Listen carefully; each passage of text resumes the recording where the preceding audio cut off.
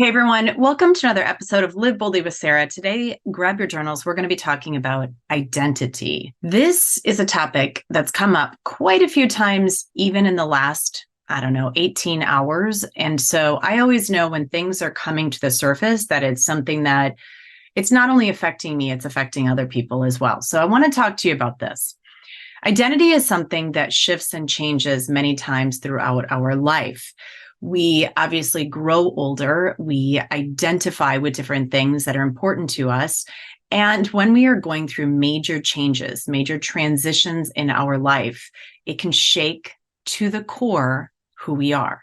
It can alter our identity. It can force us to take a step back and ask ourselves, who am I? I know in my own life, as I'm looking back right now, I am seeing all of the times in my life when I have been literally shook to my own core and sat in the rubble of whatever was happening and thought, oh my gosh, who am I outside of this experience that I am having right now? Outside of my divorce, outside of the loss of my mom, which I want to dive into, the loss of, my home when I moved and I sold my home and all of my possessions. There's also this identity that happens within relationships, right? Within relationships, we shift our identity to who am I now as a partner? Who am I now as a mom, right? When I had my children, what does that look like to me? Who am I as an author? Who am I as a speaker? Who am I as a retreat organizer as I guide people down into the Grand Canyon? Identity is something that is continuously shifting and changing. Now, I want to dive into a few tools to help you to figure out, right? Like, who am I? That whole big question that we all sit with, my purpose, my passion. Who am I as a woman, as a human being each and every day? I first, though, want to take a step back. This is a conversation that my girlfriend and I, a dear friend of mine and I had yesterday. And this is an ongoing conversation that we have because we are the only girls in our family. We have both lost our moms. We have brothers, a lot of boys, a lot of nephews and sons in both her family and my family.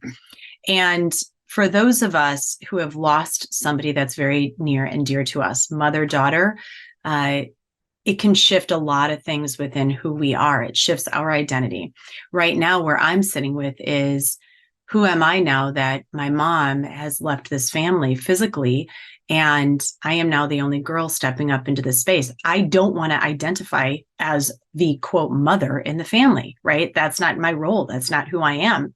We have had a mother. We still have a mother, grandmother. I don't want to identify as that. And so where both she and I have been sitting with is, how do we also show up so that others can see us as who we do, like who we are, right?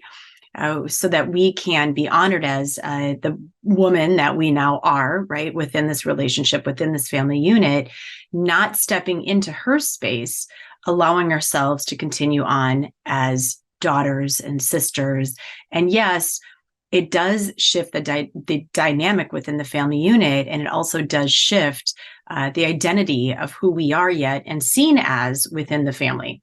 Because let's face it, I mean, anybody that's lost a parent, right? Other roles get picked up by the siblings or by other people. And so being able to sit with and draw boundaries with, who am I now that that person has left this family unit?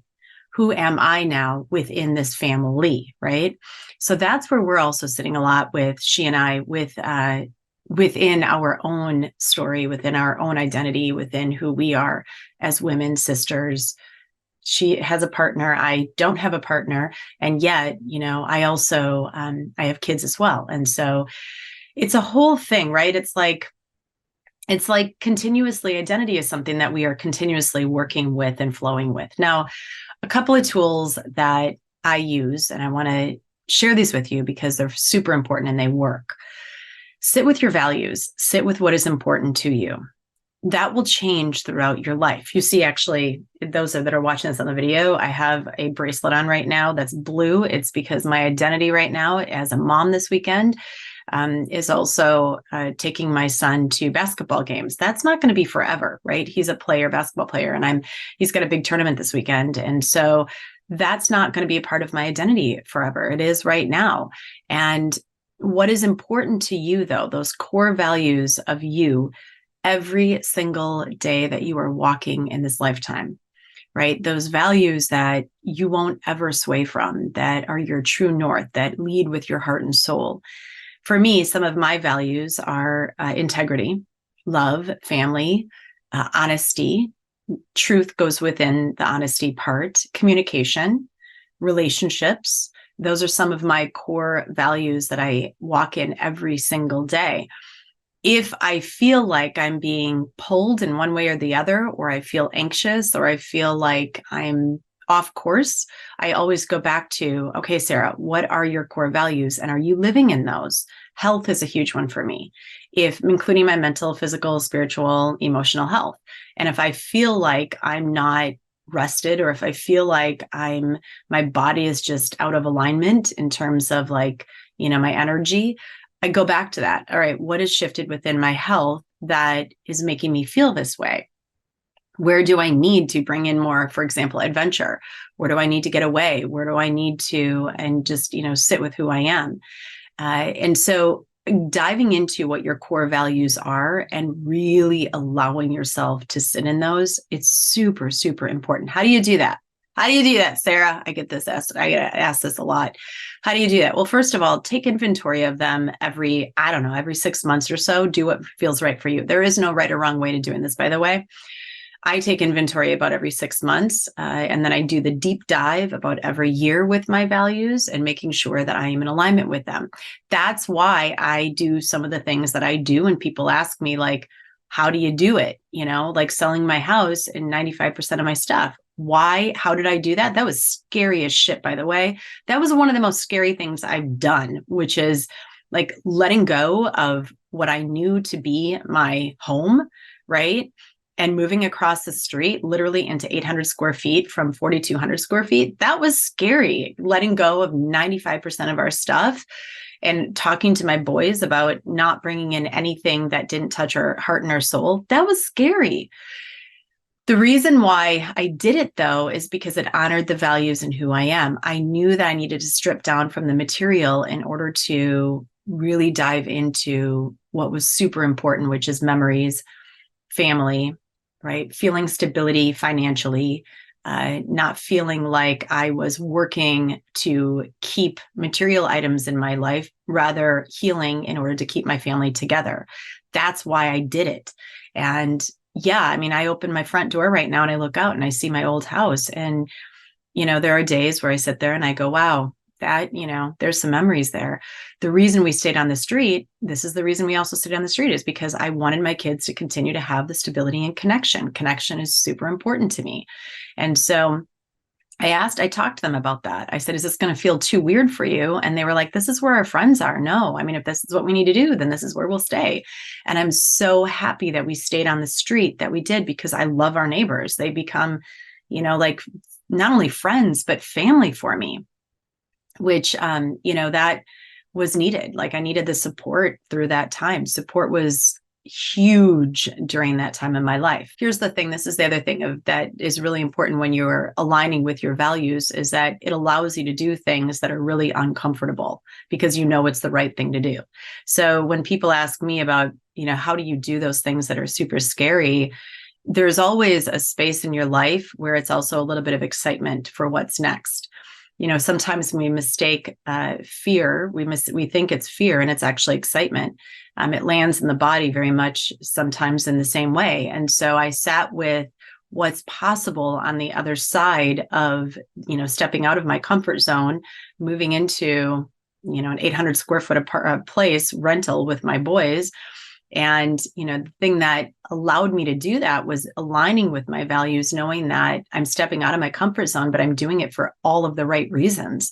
It's not the wrong reasons. It's for all of the right reasons. And it has been for the right reasons, even when it gets really uncomfortable in our small little space. I know it's for all of the right reasons. So aligning with and sitting with, taking inventory every 6 months of your life and asking yourself, what's important to me? And it's not about when you're doing this work, when you're sitting in the space of what's important to me, meditate on it, get really quiet with yourself. You can't do this work when there's loud, noises and different things around you. You have to be able to get very, very quiet with yourself and ask yourself those important, deep, soul-filled questions of how do I want to live my life? One of the questions that I ask myself often is when I'm 108 years old, I feel like I'm going to live to 108. When I'm 108 years old and I'm taking my last breath, will I have been proud of how I lived this moment? And if my 108-year-old self says, not so much, then there's something within my values that I need to look at and realign with in order to be able to get back to what is important to me and to really walk true north and what is, this unbecoming to become, as I always say, right? Like you're on this journey, it's within the moments, and you got to be following your values in those moments. It also is interesting to me, I will say, when you get hurt or pained, one of the reasons that I really dove into my values is because, it was hard for me to understand why my pain when I was going through my divorce and this betrayal trauma, why it hurt so much. Of course, of course it hurt, right? Of course you're like, well, because he was cheating. Well, duh. I really wanted to pull back the layers and figure out, but what about that hit me to my core, to the depth of my fight or flight or freeze, where I was obliterated by what happened. Like, what was it, right? Yes, it was the betrayal. What was the depth of it, though, to my core? And what I realized in one moment when I was diving into this is that it was the dishonesty. It was the lies. It was the fact that I would never, and I've said this before on a podcast, I would never hurt somebody the way that I have been pained. And when I pulled back all the way into that and realized that, the truth and the dishonesty, I am such a trustworthy human being, and I'm loyal. I'm an incredibly loyal person, and I take my vows and I take my promises extremely serious. And so when it got to that point of sitting with, well, why does this hurt so much? And I realized that my values did not align with his. He wasn't walking in his values that I thought were his values. And our shared values together within a couple, within a relationship, were not being honored. That's when I really got to the place of, oh, I really take my trust, my truth, my honesty that seriously, right? Like that is the core of who I am.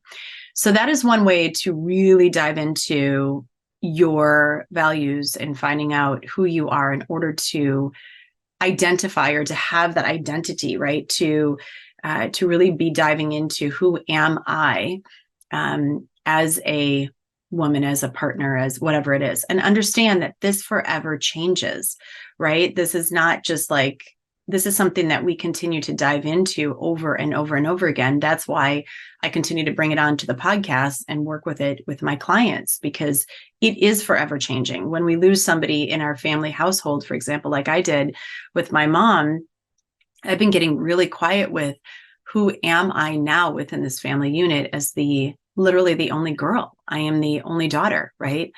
Within this family. Now, how am I also honoring that? This is really, really key. And I want everybody to listen to this. What I did, how to honor this week of my mom, is on the beginning of the week, I went and climbed a mountain with a dear friend of mine. We watched the moon rise. It was a full moon. And we got to the top of the mountain, on top of the summit, and we watched the sunrise. And that was really, really big for me to be able to sit with this week where she passed away 1 year ago, and to honor her in that way, watching that most epic sunrise that was so beautiful, and being able to have conversations with the moon, knowing in my heart that she's with me. That was really, really big. Getting quiet, getting silent, getting still, enjoying and seeing the beauty of the world around me, while the more that I've stepped out of the chaos, the drama, the things that have happened in my life, the more that I appreciate the stillness. And that has been one of the biggest gifts outside of all of the things the hard stuff that I've walked through. Now, with that, on her anniversary of her death, which was July 6th, I noticed how tired my body was. And so I took a nap. I laid down and I took a nap, and I did it in honor of my mom, right? I took the silence in a different kind of way, the stillness in a different kind of way. And I really, I slept. I took a beautiful nap that afternoon. I remember closing my eyes and saying her favorite prayer that I knew. Angel of God was her favorite prayer. And I said her favorite prayer, and I just went to sleep for a little bit. And I know that the reason why I did that was also because she would always tell me, you need to slow down, you need to slow down, you need to slow down. And she's not wrong. She's not wrong. I do lead a very, very intense, many ways, life because of the various roles that I do have, right? And then, I noticed at the end of this week that I was feeling out of sorts. And so I called one of my dear friends and I said, hey, I need to get out of here. Like, I need to go and spend some more time in the mountains where it's quiet and grieve this last year, because it's something that I still have not done enough of. I'm still, I'm pulling back the layers and finding my own identity through all of this.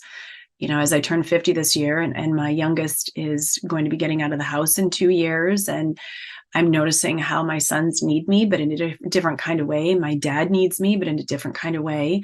We lost my cousin, the only girl in that family, and her mom has passed. And so my uncle, like, how he needs me in a different kind of way, right?